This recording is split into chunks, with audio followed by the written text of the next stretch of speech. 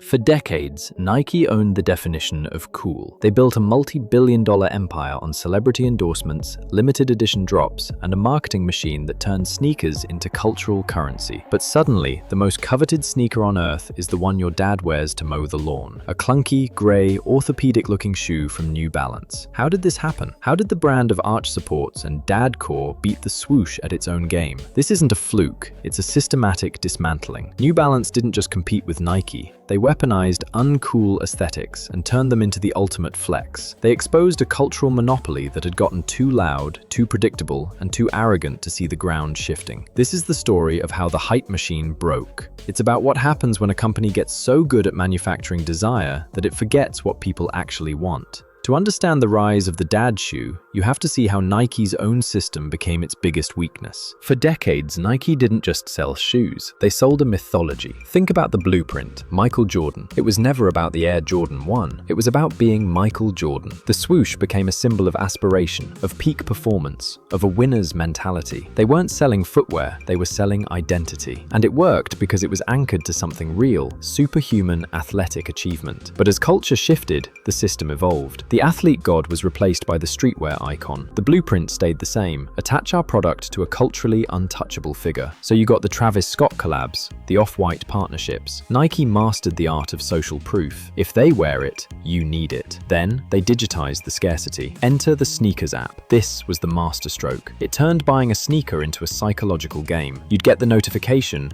you'd tap furiously, and you'd be met with one of two screens. Got 'em, or the soul-crushing L. It was a dopamine casino. The got 'em was a jackpot hit, a hit of social validation you could wear. The L was just a reason to play again next week. The algorithm wasn't designed for fair access. It was designed to manufacture frenzy. On the surface, this was a perfect, self-sustaining engine. It created desire, limited supply, and monetized the thrill of the chase. They had athlete endorsements, celebrity collabs, and a digital platform that turned every release into an event. It looked bulletproof, but there was one critical flaw in the code, and it wasn't a glitch. It was the entire point of the system, and eventually, the players figured out the game was rigged. The system became a victim of its own success. It's a classic pattern. You perfect a formula for desire, and then you run it into the ground. First, the scarcity evaporated. Nike began re-releasing the same classic silhouettes, Dunks, Air Force Ones, Jordans, in hundreds of minor color variations. What was once a special, once-in-a-year drop became a weekly occurrence. The magic wasn't just diluted, it was commoditized. When everything is supposed to be limited, nothing actually is. The exclusive drop was now on a conveyor belt. Then, the resale market exposed the real motive. These shoes stopped being objects you wear. They became speculative assets. The sneakerhead community transformed into a marketplace of flippers and bots. People weren't buying the shoe for the shoe, they were buying a ticket, hoping its value would spike on StockX or GOAT. The culture was hollowed out, replaced by pure financialization. You weren't a fan, you were a day trader, and this created a brutal psychological cost for the average person. The constant L's on the sneaker app stopped feeling like bad luck. They started feeling like a design feature. You were never meant to win, you were meant to participate, to feed the data machine, to add to the overwhelming demand number they could show their investors. The algorithm was designed to make you lose, over and over, so the few wins felt incredible. It's the same psychology as a slot machine. So you had this perfect storm. The products felt oversaturated and unoriginal, the buying process felt manipulative and hopeless, and the community around it felt cynical and transactional. This created a cultural vacuum, a genuine fatigue. People were tired of the game, tired of the hype, tired of feeling like a mark in a system that was so obviously playing them. They were emotionally exhausted from wanting something they were engineered to never get. And when you're that tired, the last thing you want is another loud, flashy promise. You want something quiet, something honest, something that doesn't ask you to play the game. Into that quiet vacuum, something else had been patiently waiting, building not a casino, but a workshop. That something was New Balance, and their strategy wasn't to build a better casino.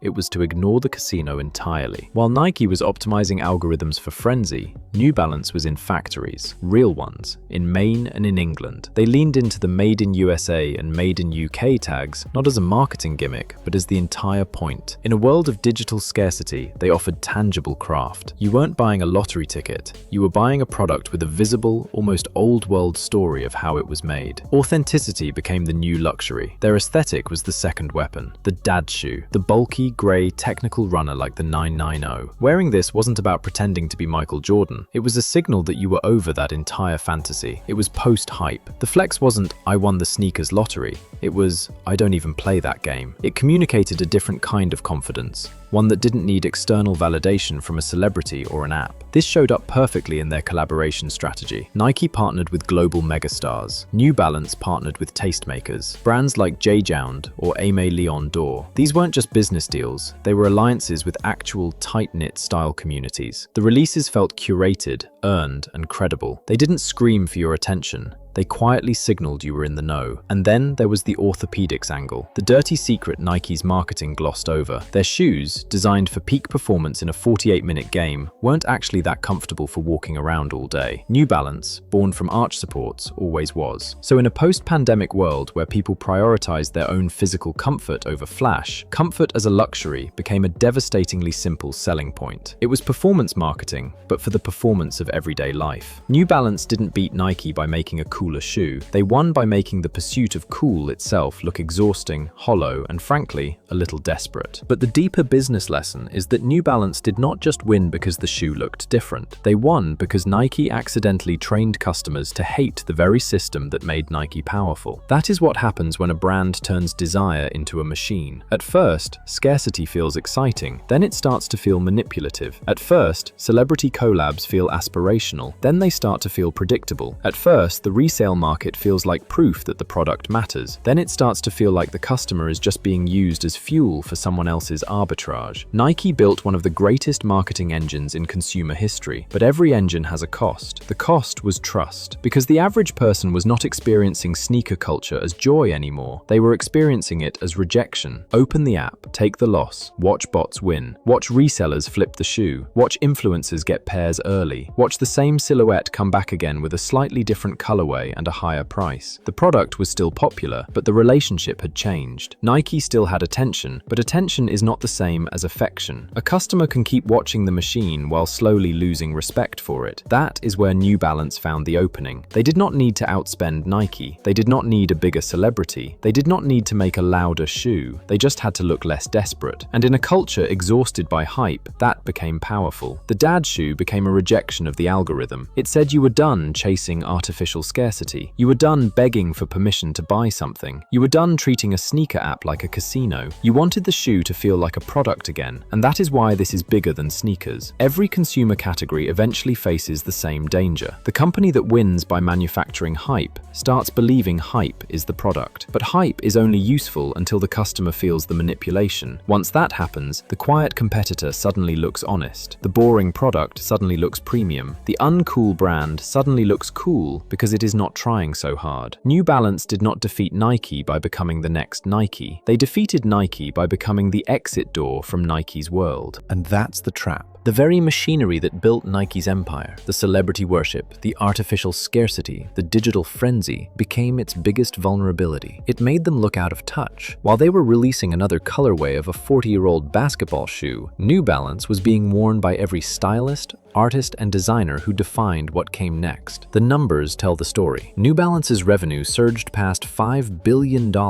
growing at a pace that stunned the industry. Their collabs sell out instantly, not because of a lottery, but because of genuine demand. They've become the default uniform for a generation that's culturally savvy, but commercially disillusioned. This is the pattern we see again and again. When any monopoly perfects its system, it becomes insulated. It starts talking to itself. It believes its own mythology so completely that it misses the moment the ground shifts. The system built to protect dominance becomes a cage, blinding it to the fact that people have simply walked out the door and found something real. So the ultimate flex isn't a "got 'em" screenshot. It's the quiet confidence of walking away from the table entirely. New Balance proved that in an age of manufactured cool, the most powerful move is to reject the game. They won by offering an escape from the hype, not a better version of it. And that's a lesson that goes far beyond sneakers. If you want more raw breakdowns of how these cultural and market systems really work and how they break, subscribe. The truth is always more interesting than the hype.